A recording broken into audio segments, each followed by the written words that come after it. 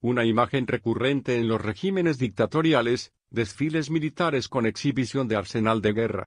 El líder opositor espera un pronunciamiento de los generales venezolanos. No habrá intervención militar en Venezuela para derrotar al régimen de Nicolás Maduro. Así lo aseguró el líder opositor Juan Guaidó, en una entrevista con el diario argentino Clarín. Las declaraciones de Guaidó, proclamado presidente interino el pasado 23 de enero, llegan un día antes de la reunión del Grupo de Lima hoy lunes en Santiago, y al cierre de la gira del secretario de Estado, Mike Pompeo, por 4 países de la región con el tema Venezuela como el principal en su maleta. El único que puede autorizar una misión e intervención extranjera es el Parlamento Nacional. Esto elimina cualquier posibilidad de intervención militar, dijo Guaidó en Caracas al diario argentino, que publicó ayer domingo la entrevista. El líder opositor, reconocido por más de medio centenar de países, insistió en que desde la oposición nunca han puesto la opción militar sobre la mesa.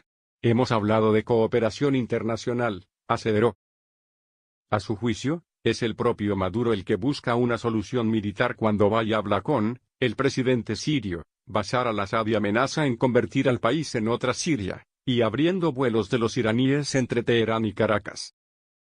Aquí de hecho ya existe intervención militar ilegítima como la rusa y la cubana permitida por Maduro, afirmó Guaidó, quien insistió en que en Venezuela hay tropas rusas no autorizadas.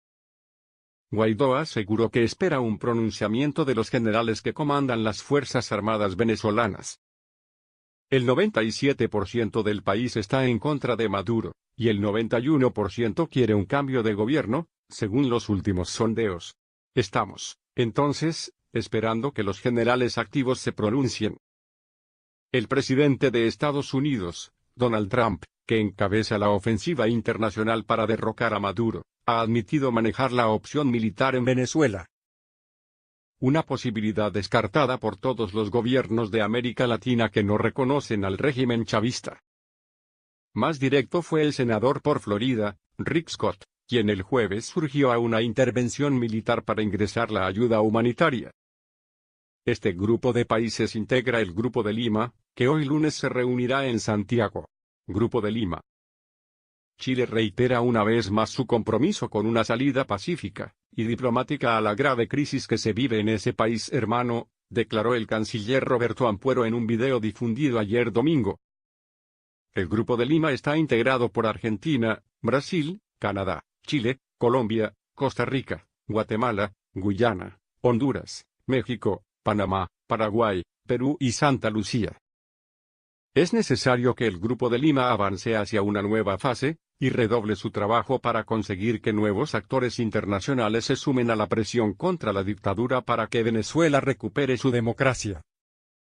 Según la Organización Internacional para las Migraciones, OIM, más de 3 millones de venezolanos han emigrado de su país desde 2015 y el flujo migratorio continúa en aumento, insistió Ampuero. Maduro ha asegurado su permanencia en el poder hasta el 2024 luego de que el año pasado ganara la reelección en unos comicios tachados de fraudulentos por la oposición, que no participó. En los 6 años que lleva en el poder, Venezuela entró en la peor crisis económica de su historia. 3 millones.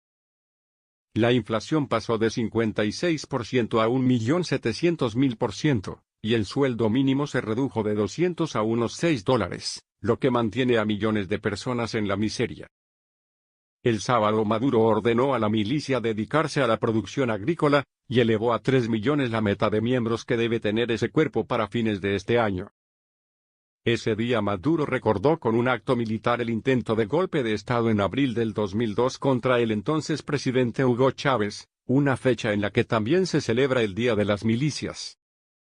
Creada por Chávez en el 2008, la milicia está conformada por civiles voluntarios, depende de la presidencia y complementa a la Fuerza Armada. En el acto, al que asistieron miles de milicianos uniformados de caqui y camuflaje, Maduro dijo que los integrantes de ese cuerpo suman actualmente más de 2 millones de personas en todo el país. Pongo una nueva meta. Llegar a 3 millones de milicianos, dijo Maduro en el acto, superando los 1,6 millones estimados en diciembre. A los milicianos procedo a darles la orden. de dedicarse a la producción. Fusil al hombro listo para defender la patria, y abriendo el surco para sembrar la semilla y producir el alimento para la comunidad. Para el pueblo, dijo buscando levantar el ánimo a su gente. Mike Pompeo en la frontera venezolana. El secretario de Estado, Mike Pompeo, visitó ayer domingo un albergue y el puente internacional Simón Bolívar, principal paso fronterizo de Colombia con Venezuela, acompañado del presidente Iván Duque.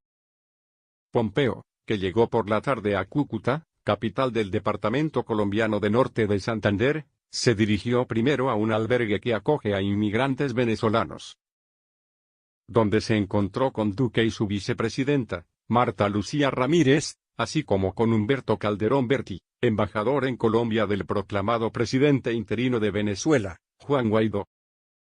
Al finalizar el recorrido por el albergue, Pompeo firmó un mural de visitantes en el que escribió en inglés "Blessings to you all", bendiciones para todos. Debajo firmó Duque con la frase, "Estamos unidos con solidaridad y afecto".